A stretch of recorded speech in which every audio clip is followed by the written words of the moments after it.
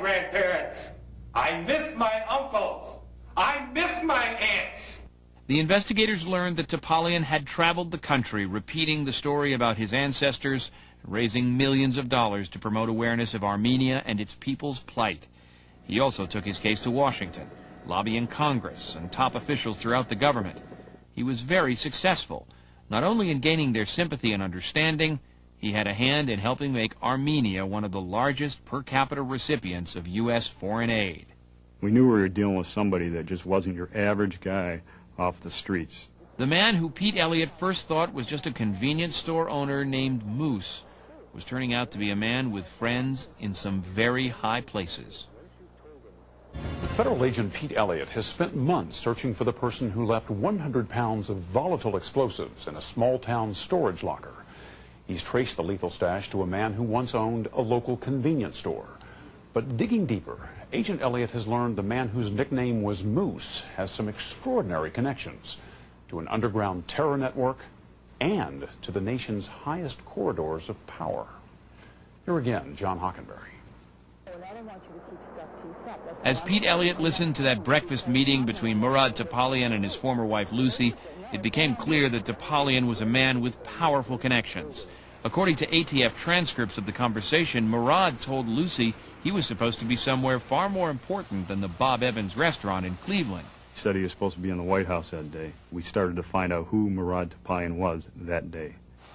For instance, that Topalian was no stranger to Bill Clinton's White House. He had visited the White House complex nearly 24 times between 1993 and 1996, according to government records. He attended at least 2 gatherings with Mr. Clinton himself.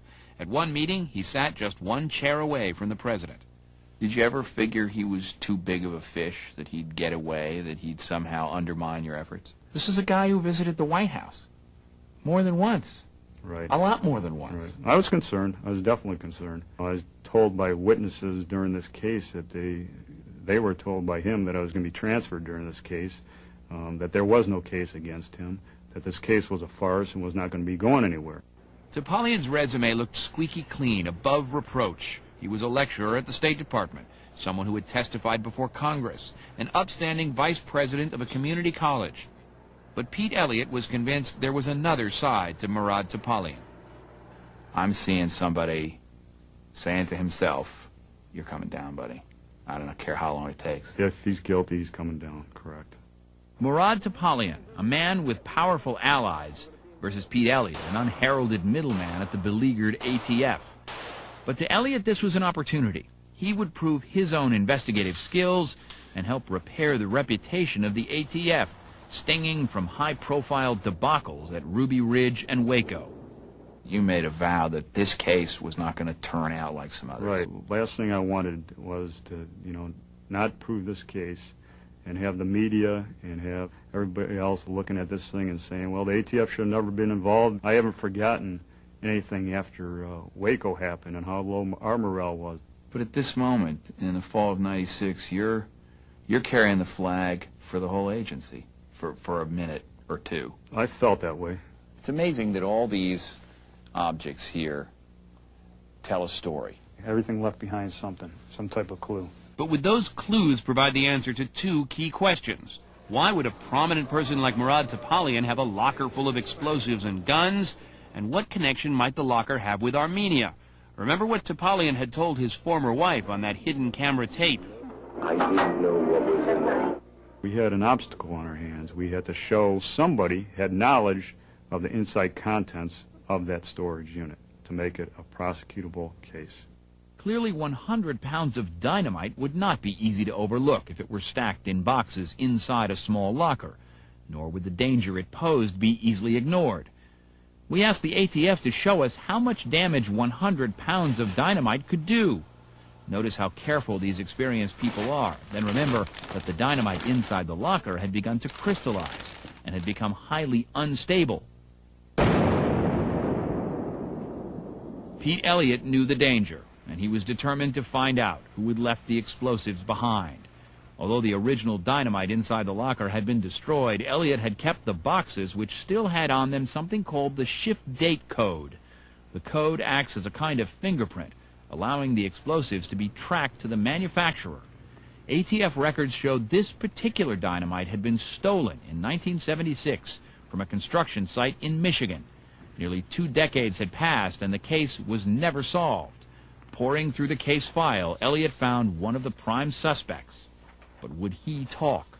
It's all how you ask questions and present questions. I ask everybody right off the bat, do you believe in God? Do you believe that there's a purpose for everything? And boom, he did the right thing. And a secret locked away for years becomes another piece in Pete Elliott's emerging puzzle.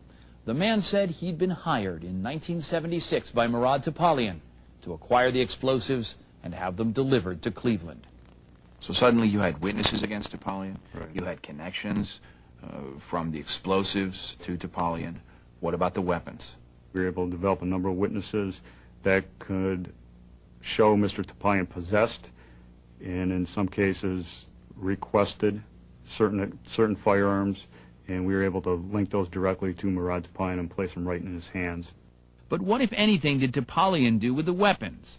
As Elliott crisscrossed the country, one witness led to another. He began to hear unbelievable stories about a large group of people who had formed a network in the 1970s, a network of terrorists which operated throughout Europe and North America.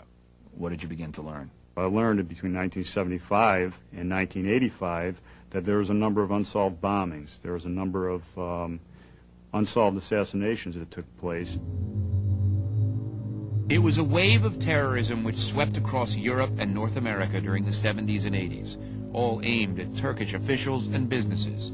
Armenian groups claimed responsibility for assassinations of Turkish officials in the Netherlands, France, and Canada, as well as bombings in London, Paris, Los Angeles, and New York. But were they connected? Elliott was able to link the explosives from the storage unit with 2 bombings in 1981, one outside the Turkish consulate and another at the convention center in Anaheim, California. All of a sudden, the explosives in the storage unit have in common explosives that have been used in actual terrorist incidents. All directed at Turkish individuals. All directed at Turkish individuals, most, if not all, with Armenian suspects. Correct. Armenian extremists at the time claimed responsibility for the attack, saying they were designed to avenge the millions of Armenians murdered in 1915.